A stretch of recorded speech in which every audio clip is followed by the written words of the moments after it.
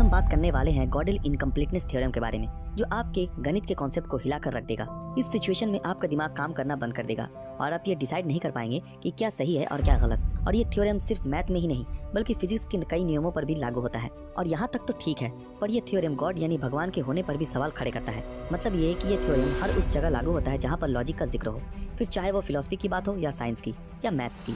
So friends, आज हम इसी कॉन्ट्राडिक्टरी थ्योरी यानी गॉडेल इनकम्प्लीटनेस थ्योरम के बारे में बात करने वाले हैं, जो काफी कॉम्प्लिकेटेड विषय है। जिस तरह एल्बर्ट आइंस्टाइन को फिजिक्स का महान साइंटिस्ट माना जाता है, ठीक उसी तरह कर्ट गॉडेल नाम के इस मैथमेटिशियन को भी मैथ्स का आइंस्टाइन माना जाता है। और गॉडेल ने इस थ्योरी की शुरुआत बस एक छोटे से स्टेटमेंट से की, जिसे लायर्स पैराडॉक्स के नाम से जाना जाता है। तो चलिए इस स्टेटमेंट के जरिए उनकी थ्योरी को समझने की कोशिश करते हैं। आप अपने स्क्रीन पर देखो क्या लिखा है। यहाँ लिखा है आई एम लाइंग, जिसका मतलब है कि मैं झूठ बोल रहा हूँ। ये कोई मामूली सा स्टेटमेंट नहीं है, ये अपने आप में ही एक मतविरोध का जन्म देता है। पर ऐसा क्यों? क्योंकि अगर ये स्टेटमेंट सही है तो मैं सच बोल रहा हूँ, मतलब मैं झूठा नहीं हूँ। I am not liar. और अगर ये स्टेटमेंट सही है तो इसका मतलब ये कि इसमें जो शब्द लिखे हैं वो भी सही होने चाहिए। और इसमें क्या लिखा है कि आई एम लाइंग, मतलब मैं झूठ बोल रहा हूँ। और फिर अगर आप ये मान लें कि ये स्टेटमेंट गलत है, तो इसमें जो लिखा है यानी आई एम लाइंग यानी मैं झूठ बोल रहा हूँ, इसका मतलब ये कि ये स्टेटमेंट तो सही है। इससे ये साबित होता है कि आप इस पैराडॉक्स से बाहर आ ही नहीं सकते, क्योंकि दोनों ही सिचुएशंस में आप खुद एक मतविरोध यानी कॉन्ट्रडिक्शन में फंस जाएंगे और आप कभी भी ये नहीं कह पाएंगे कि क्या सही है और क्या गलत। और मैथ्स की दुनिया में जब भी हम ऐसे स्टेटमेंट को ट्रू या फॉल्स प्रूफ नहीं कर पाते, तब ऐसे सिचुएशन को हम कहते हैं इनकॉन्सिस्टेंसी। और गॉडेल इसी चीज को मैथमेटिकल फॉर्म में अरेंज करना चाहते थे और इस लायर पैराडॉक्स को एक कंसिस्टेंट रूप देना चाहते थे। और जब उन्होंने ऐसा किया तो इसने पूरे मैथमेटिक्स के बेसिक स्ट्रक्चर को ही हिला कर रख दिया। वैसे मैथमेटिक्स में जो कुछ भी हमें सिखाया या पढ़ाया जाता है, उसके कुछ नियम होते हैं और हर इक्वेशंस का प्रूफ होता है। और मैथमेटिक्स के कुछ यूनिवर्सली एक्सेप्टेड रूल्स हैं, जिन्हें एक्सियम कहा जाता है, जो काफी बेसिक मैथमेटिक रूल्स हैं। और ये बेसिक रूल्स जिन्हें एक्सियम कहा जाता है, और इनके ऊपर ही पूरी बेसिक मैथ का इवोल्यूशन टिका होता है। और सबसे बड़ी जो बात है कि इन बेसिक फैक्ट्स में कोई मतविरोध नहीं होता, मतलब ये रूल्स जो है वो सही है। और इससे ये बात साबित होती है कि मैथमेटिक्स सब्जेक्ट खुद में ही एक कंप्लीट सब्जेक्ट है और इसमें हर चीज के प्रूफ होते हैं। बिना प्रूफ के मैथ का कोई महत्व ही नहीं। और मैथ्स की बुनियाद है ये बेसिक फंडामेंटल फैक्ट्स, जिन्हें एक्सियम कहा जाता है। लेकिन इस गलतफहमी को गॉडेल की इनकम्प्लीटनेस थ्योरम ने पूरी तरह से झुठला दिया। उनका कहना था कि भले ही एक्सियम मैथमेटिक्स की बुनियाद है, लेकिन वो भी अभी खुद कंप्लीट नहीं है, वो खुद भी इनकम्प्लीट है और कोई भी सेट ऑफ एक्सियम खुद की स्थिरता को प्रूफ नहीं कर सकते। चलिए इसे एक एग्जांपल से समझने की कोशिश करते हैं। कल्पना कीजिए कि आपके पास दुनिया का सबसे ताकतवर सुपर कंप्यूटर मौजूद है, ठीक वैसे जैसे क्रिश मूवी में ऋतिक रोशन के पास था।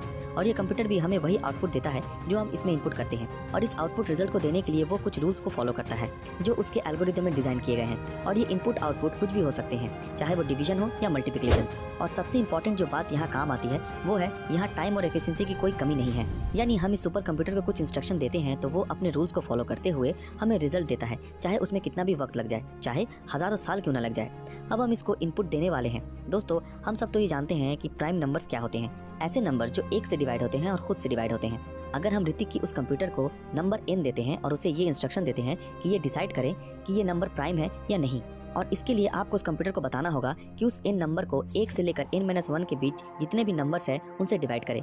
और इसी बीच अगर वो 1 से लेकर n-1 के बीच किसी नंबर से डिवाइड नहीं होते, तो इसका मतलब ये कि वो नंबर प्राइम है। और ये आंसर कंप्यूटर हमें सही सही दे देता है। लेकिन इस पर गॉडेल का ये कहना है कि भले ही हमने कंप्यूटर को कोई सिंपल सा इक्वेशन दिया हो, लेकिन ये सुपर कंप्यूटर इसका प्रॉपर आंसर कभी भी नहीं दे पाएगा। मतलब इसमें कुछ ऐसी स्टेटमेंट्स जन्म लेंगी जिसको ये कंप्यूटर कभी भी प्रूफ नहीं कर पाएगा कि ये स्टेटमेंट सही है या गलत। और अगर हम इस चीज का जवाब डॉक्टर गॉडेल से जाकर पूछेंगे, तो वो इसका प्रॉपर्ली आपको प्रूफ करके बता पाएंगे कि ऐसी स्टेटमेंट हमेशा से ही एग्जिस्ट करती है। हम जितना भी कोशिश कर लें, लेकिन ऐसी स्टेटमेंट जन्म लेंगी ही। और इससे ये बात साबित होती है कि आप चाहे किसी क्वेश्चन को सॉल्व कर भी लो, तो भी एक नई कॉन्ट्राडिक्टरी स्टेटमेंट जन्म लेंगी और हम ये कभी डिसाइड नहीं कर पाते हैं कि वो सही है या गलत। और इस क्लोज सिस्टम के बाहर कोई तो होगा जिसपे ये पूरा का पूरा सिस्टम डिपेंडेबल हो। मतलब ये कि ये सुपर कंप्यूटर एक क्लोज सिस्टम है और उसे ऋतिक ऑपरेट करता है, और ये कंप्यूटर ऋतिक के ऊपर डिपेंडेबल है। और अगर ऋतिक उसे ऑपरेट नहीं करेगा तो ये कंप्यूटर एक मतविरोध में फंस जाएगा। चलिए एक और एग्जांपल लेते हैं और शायद आपको सब कुछ क्लियर हो जाए। जस्ट इमेजिन कि आपका सेल फोन एक क्लोज सिस्टम है, जो कैमरा, स्क्रीन, बैटरी, इन सारी चीजों से बना है। लेकिन ये सारी चीजें इनडायरेक्टली किसी पे डिपेंडेंट है, यानी फोन मैन्युफैक्चरिंग कंपनी पर, जो इस फोन को ऑपरेट करती है। फोन चलते चलते कई बार उसमें वायरसेस आ जाते हैं, लेकिन फोन बनाने वाली कंपनियां हर महीने इन वायरस से बचने के लिए आपके फोन पर अपडेट्स देती हैं। यानी डायरेक्टली या इनडायरेक्टली हमारा फोन जो एक क्लोज सिस्टम है वो किसी पे डिपेंडेबल है। और अगर ये डिपेंडेंट ना हो तो ये फोन एरर्स की लूप होल में फंस जाएंगे। चलिए अब ये जानते हैं कि गॉडेल की स्टेटमेंट क्या है। इनकी 2 थ्योरम्स हैं। फर्स्ट, इनकम्प्लीटनेस थ्योरम से हमें ये पता चलता है कि अगर आपके पास कोई कंसिस्टेंट लॉजिकल सिस्टम है, मतलब एक ऐसा एक्सियम का सेट, कई ऐसे इक्वेशन जिसमें किसी भी प्रकार का मतविरोध ना हो, जिसकी मदद से आप अरिथमेटिक इक्वेशन को सॉल्व कर सकते हो, तो फर्स्ट थ्योरम से हम ये कह सकते हैं कि इस लॉजिकल सिस्टम में कुछ ऐसी स्टेटमेंट जन्म लेंगी जिन्हें हम और आप उन रूल से कभी भी प्रूफ नहीं कर सकते, और इन्हें प्रूफ करने के लिए हमें नए रूल्स बनाने होंगे। इससे ये बात साबित होती है कि जब तक हमारा सिस्टम बहुत ही कॉम्प्लिकेटेड ना हो तब तक ये इनकम्प्लीट ही रहेगा, और इसमें मौजूद स्टेटमेंट्स को हम कभी भी ट्रू या फॉल्स प्रूफ नहीं कर सकते। अब जानते हैं सेकंड थ्योरम के बारे में। इसके अनुसार अगर हम किसी कंसिस्टेंट थ्योरम को जानते हैं जिसमें किसी भी प्रकार का मतविरोध ना हो, और हम मानते हैं कि ये कभी गलत नहीं हो सकता, और आप उस सिस्टम के अंदर मौजूद है, तो सेकंड थ्योरम के अनुसार आप उस सिस्टम की कंसिस्टेंसी को कभी भी प्रूफ नहीं कर पाओगे। चलिए इन्हें एग्जाम्पल से समझते हैं। जैसे हम ये पढ़ते आए हैं कि दो पैरेलल लाइंस कभी भी खुद को इंटरसेक्ट नहीं करते, और हम ये कह सकते हैं कि वो इन्फिनिटी पर जाकर मिलती है। लेकिन इस स्टेटमेंट में एक मतविरोध यानी कि कॉन्ट्राडिक्शन पैदा होती है। वो क्यों? क्योंकि हम एक क्लोज सिस्टम से ही इस स्टेटमेंट को प्रेडिक्ट कर रहे हैं, लेकिन हम कभी ये प्रूफ नहीं कर सकते कि हम सही बोल रहे हैं या गलत। हो सकता है कि वो लाइन इन्फिनिटी पर भी ना मिले, या फिर ये भी हो सकता है कि वो इन्फिनिटी पर इंटरसेक्ट कर जाए। तो अब ये स्टेटमेंट एक कॉन्ट्राडिक्टरी स्टेटमेंट बन गई, और इसकी सच्चाई पता करने के लिए हमें इस क्लोज सिस्टम के बाहर जाना होगा, यानी बियॉन्ड इन्फिनिटी। ऐसा ही एक और बेसिक रूल है जिसको समझने की कोशिश करते हैं। हम ये बचपन से जानते हैं कि 2 + 2 = 4, ये एक बेसिक कॉन्सेप्ट है, और इस स्टेटमेंट के जरिए हम गॉडल इनकम्प्लीटनेस थ्योरम को वेरीफाई करेंगे। जरा ध्यान लगाकर देखिएगा। हम सब ये जानते हैं कि 2 + 2 = 4 होता है, और ये भी मानते हैं कि 2 + 2 5 नहीं होता। लेकिन ये जो 2 + 2 5 नहीं होता, हम चाहे कितनी भी कोशिश कर लें, लेकिन हम कभी इसे प्रूफ नहीं कर पाएंगे। मतलब इस मैथमेटिक्स इक्वेशन में छुपी एक ऐसी कॉन्ट्राडिक्टरी स्टेटमेंट है जिसे प्रूफ नहीं किया जा सकता, और इसे प्रूफ करने के लिए हमें कुछ नए नियम बनाने होंगे।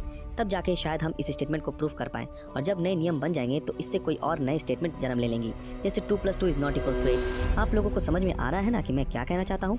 यानी कि हम इस क्लोज सिस्टम में रहकर 2 + 2 = 5 को प्रूफ नहीं कर सकते, तो हम 2 + 2 = 5 इसको गलत भी साबित नहीं कर सकते।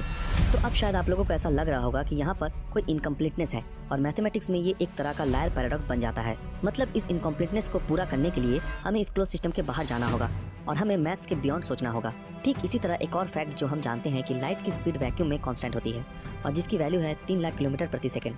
लेकिन गॉडल के थ्योरम के अनुसार ये स्टेटमेंट इनकम्प्लीट है, क्योंकि वैक्यूम के अंदर रहकर हम इसकी कंसिस्टेंसी को प्रूफ नहीं कर पाएंगे। मतलब कभी ये प्रूफ नहीं कर सकते हैं कि ये फैक्ट सही है या गलत।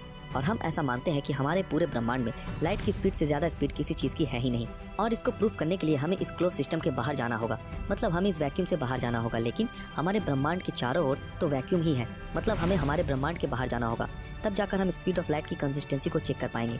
और आखिर में सबसे अहम मुद्दा जो है वो ये है कि गॉडल की इस थ्योरी के जरिए हम गॉड यानी भगवान की एग्जिस्टेंसी पर चर्चा करते हैं। हम सब ये मानते हैं कि भगवान यूनिवर्सल है, यानी हर जगह मौजूद है। और अगर हम आप सबसे ये पूछें कि भगवान होते हैं, तो शायद आप सभी का जवाब हाँ ही होगा। लेकिन गॉडल की इनकम्प्लीटनेस थ्योरी के अनुसार हम अगर इसकी जांच करें तो ये पाएंगे कि हम ये कहते हैं कि भगवान इस यूनिवर्स और इस धरती के कण कण में मौजूद है, और ये एक क्लोज सिस्टम है, और हम इस क्लोज सिस्टम के अंदर रहकर भगवान के होने या ना होने को कभी भी प्रूफ नहीं कर सकते, और इस बात में हमेशा एक मतविरोध बना ही रहेगा। इसके बियॉन्ड अगर कोई मौजूद होगा तब जाकर हम इसे प्रूफ कर पाएंगे, जो कि हम कभी कर नहीं सकते।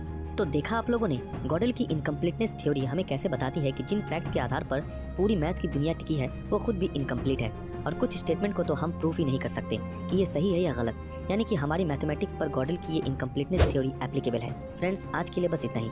अगर आपको इस विषय में थोड़ा सा भी डाउट है तो इस वीडियो को दोबारा से जरूर देखें, और अपनी राय नीचे कमेंट में जरूर बताएं। दोस्तों, आज की हमारी ये वीडियो आप लोगों को कैसी लगी हमें कमेंट में जरूर बताएं। अगर ये वीडियो आप लोगों को पसंद आया तो इस वीडियो को लाइक और ज़्यादा से ज़्यादा शेयर जरूर करें।